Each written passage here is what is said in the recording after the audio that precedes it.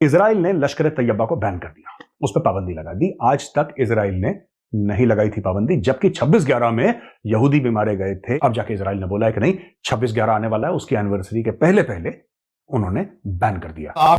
Israel ने जो LAT लश्कर तैयबा है उसको बैन किया। अब ये 15 साल के बाद आपको पता है कि हो रहा है कि जब मुंबई हमले हुए थे। आतंक के खिलाफ इजराइल ने एक बड़ा फैसला लेते हुए लश्कर तैयबा को आतंकी संगठन की सूची में शामिल किया है।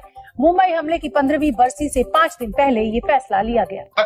ये हम मुसलमान हैं, हम खुद को मुसलमान आशिक़ रसूल कहते हैं। बस फलस्तीन में कब से जुल्म सितम हो रहा है, आज तक किसी ने आवाज उठाई है? अब बैंकरप्सी के फिर ऑलमोस्ट धाने पर हैं, कोई रोड मैप मौजूद नहीं है, कोई फॉरेन पॉलिसी नहीं है, कुछ भी नहीं है, और आइसोलेशन है, हर तरफ से धमकियां और धक्के और ठुड्डे हैं। और इन हालात के अंदर एक तो मैं पहले ही तशवीश थी इस बात की कि आप किसी जगह मौजूद, किसी टेबल पर आपको इनवाइट नहीं किया जाएगा। कुछ पाकिस्तान का सोचो, ये कहां जा रहा है, तो आस पड़ोस दुनिया आपके बारे में क्या सोच रही है? कभी पासपोर्ट बेचते हो, कभी कुछ बेचते हो, कभी कोई चीज बचाओ जो ना फॉर सेल हो। पाकिस्तान पर बात कर रहा हूं जिससे हम दुश्मनी करना चाह रहे हैं, जंग करना चाह रहे हैं, वो आज इकोनॉमिकल तौर पर बहुत ज्यादा स्ट्रांग हो गया। आपने इन सर्कमस्टांसेस में LAT लश्कर तैयबा को दहशतगर्द ऑर्गेनाइजेशन करार देना, वो जख्मी थे हमेशा, वो आपको ये कहते रहे कि हमें प्रूफ दें, LAT के खिलाफ हाफिज सईद के साथ ये सारा कुछ करें, आपने नहीं किया।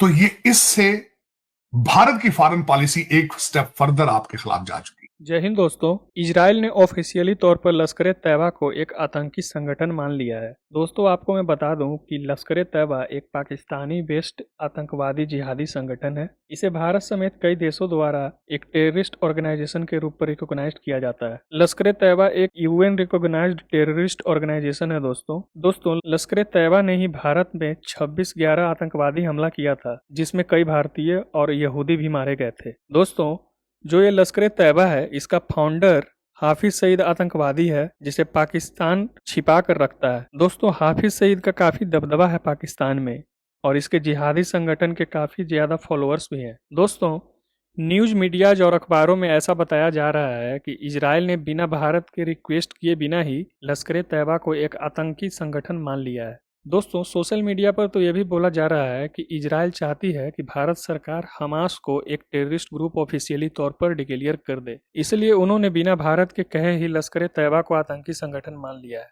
दोस्तों कहा तो ये भी जा रहा है कि इजराइल ने अचानक ही इसे टेररिस्ट ग्रुप नहीं मान लिया है। इजराइल अक्टूबर मंथ से ही ऐसा करने का सोच रही थी और आज कर भी डाला है। दोस्तों मुझे नहीं लगता कि भारत इतनी जल्दी हमास को एक आतंकी संगठन मान लेगी, क्योंकि भारत चाहता है कि इजराइल लश्कर तैयबा और जैशे मोहम्मद दोनों को आतंकी संगठन माने, लेकिन इजराइल ने अभी सिर्फ लश्कर तैयबा को आतंकी संगठन माना है और जैशे मोहम्मद को उसने अभी आतंकी संगठन नहीं माना है। मतलब कि इजराइल ने अभी सिर्फ आधा ही काम किया है। तो दोस्तों जियोपॉलिटिक्स में कुछ भी फ्री का नहीं होता है, आप हमारी मदद करते हो तो हम आपकी मदद करते हैं, बस यही सिंपल फंडा होता है जियोपॉलिटिक्स का। तो दोस्तों पाकिस्तानी मीडिया में काफी हलचल है इस बात को लेकर, क्योंकि वे लोग इजराइल के इस स्टेप से काफी ज्यादा आहत हैं और भारत की एक और फॉरेन पॉलिसी की जीत बता रहे हैं इसको। वे कह रहे हैं कि भारत अपनी स्ट्रॉन्ग फॉरेन पॉलिसी की वजह से इस तरह का प्रेशर पाकिस्तान पर बना रही है। दोस्तों मैं आपको बता दूं कि लश्कर तैयबा का जो एक्चुअल मोटिव है वो ये है कि पूरे कश्मीर को पाकिस्तान में मिला लेना। आए दिन लश्कर तैयबा के आतंकवादी कश्मीर में अपना आतंक फैलाते रहते हैं और हमारे वीर जवान उनको मौत के घाट उतारते भी रहते हैं। दोस्तों ये जो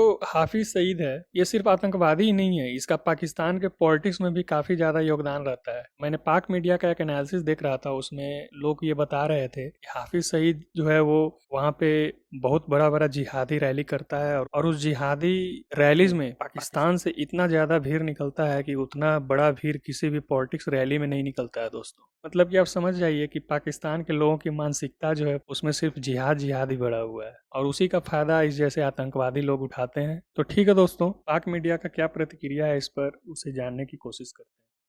हमारे अंदर जो जज्बा जुनून ईमान है ना, हमने उसमें से खत्म करना है उनको। नो डाउट कि इनकी इकोनॉमी में सबसे ऊपर है। मेरी बात सुने, डॉक्टर इसरार अहमद, कभी आपने सुना हो, कभी सुन लीजिएगा, उनको भी उनका बयान है कि ये हो के रहना, पाकिस्तान ने एकदम ऊपर जाना है, इंशाल्लाह ऊपर जाएगा। कैसे जाएगा? बात ही ना करे, इस्लाम एक दिन पूरी दुनिया में आ करेगा। ये देखिए इसलिए डॉक्टर सरार की बात, एक साथ की तो मैं बात ही नहीं करता, उसको तो दफा मारे। देखें तो आपस में ही बड़ा इख्तलाफ है, क्या No, bro. I am not asking for this. यही तो मसला है। इस्लाम एक दिन पूरी दुनिया में आकर रहेगा, बस यही है। इंशाल्लाह हम तहरीके लब्बैक पाकिस्तान पूरी अल्लाह और उसके रसूल की मदद के तहत कोशिश कर रही है।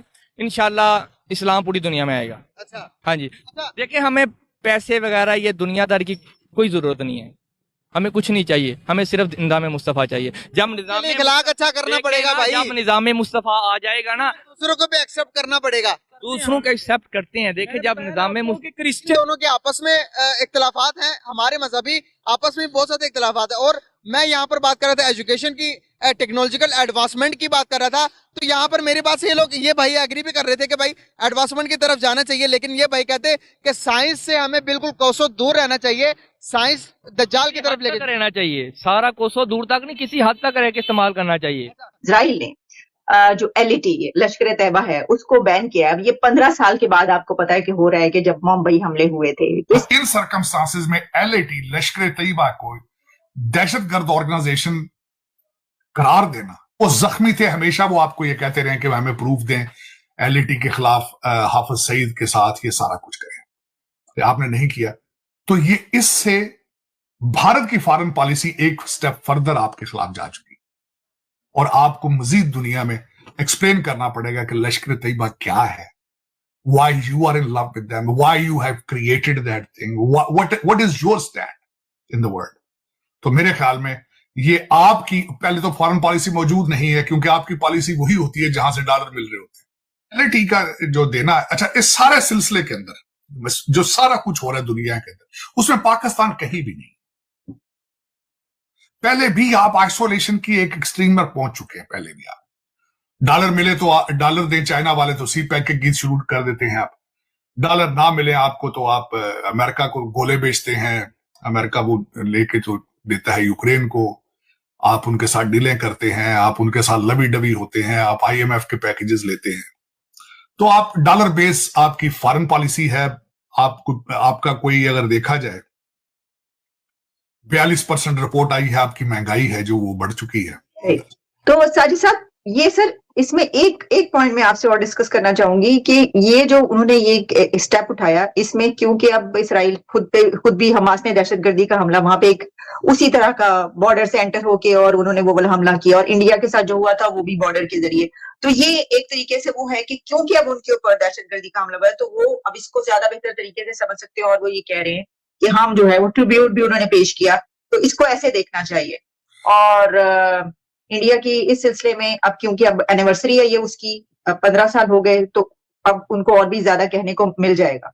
नहीं, उनको मिलेगा। दूसरा आलिया, मैं यहां बताना चाहूंगा कि उनकी एनिवर्सरी पे एक वजह यह भी थी कि वो आपके जो लोग वहां पे गए थे मारने के लिए उस वक्त मुंबई हमलों में, उन्होंने वहां पे जाके सिनेगाग में भी घुसे थे। उन्होंने जो मरने वाले थे उनमें कई यहूदी मौजूद थे। और दूसरा उसमें जो सबसे बड़ी बात, एक और बात आपको यहाँ आलिया मैं बताना चाहूंगा कि अभी ये जो फलस्तीन में जो कुछ हुआ है, जो इजराइल के अंदर हुआ है, इसके बाद आगे दुनिया में मजीद चेंजेस आएंगे। सारी कागजी कार्रवाई जो उनके पार्लियामेंट से होनी थी, जो भी उनके प्रोसेस है इजराइल का, उसको फॉलो करते हुए उन्होंने बोला कि लश्कर तैयबा इजराइल मानती है कि यह आतंकी संगठन है। अच्छा दोस्तों, ये नई बात नहीं है कि अचानक इजराइल ने सोचा। इजराइल ने अक्टूबर में भी इसकी एक बार पेशकश करी थी और यह काम पहले से हो रहा था। ये आज का नहीं हुआ है, ये पहले से हो रहा था। यानी कि इस अक्टूबर पिछले गए महीने में यह कार्रवाई इजराइल ने धीरे धीरे शुरू कर दी थी। कल वो कार्रवाई मुकम्मल हो गई। इजराइल ने अनाउंस कर दिया कि जहां तक the state of Israel is concerned, Lashkar Taiba is a terror outfit.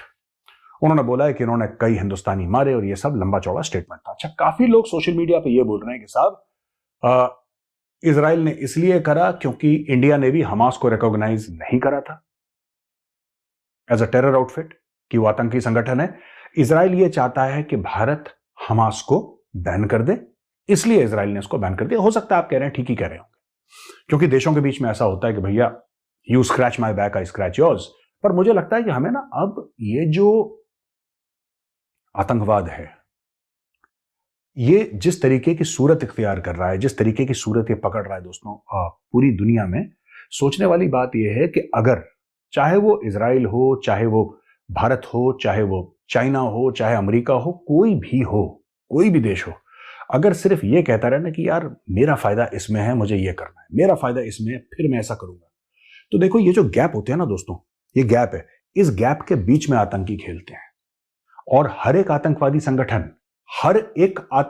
संगठन का इंटेलेक्चुअल कवर फायर होता है जरूर, उसके बिना आतंकी संगठन चल ही नहीं सकता। आशा करता हूं तो कि आपको यह वीडियो काफ़ी अच्छा लगा होगा। तो इसी तरह का वीडियो देखने के लिए आप मेरे YouTube चैनल हिंदुस्तान के साथ को सब्सक्राइब करें, इस वीडियो को लाइक और शेयर करें, अपना विचार कमेंट बॉक्स में जरूर दें और बेल आइकन को दबाना ना भूलें ताकि आपको हमारा नोटिफिकेशन समय पर मिल सके। तो मिलते हैं दोस्तों एक नए वीडियो में, तब तक जय हिंद जय भारत।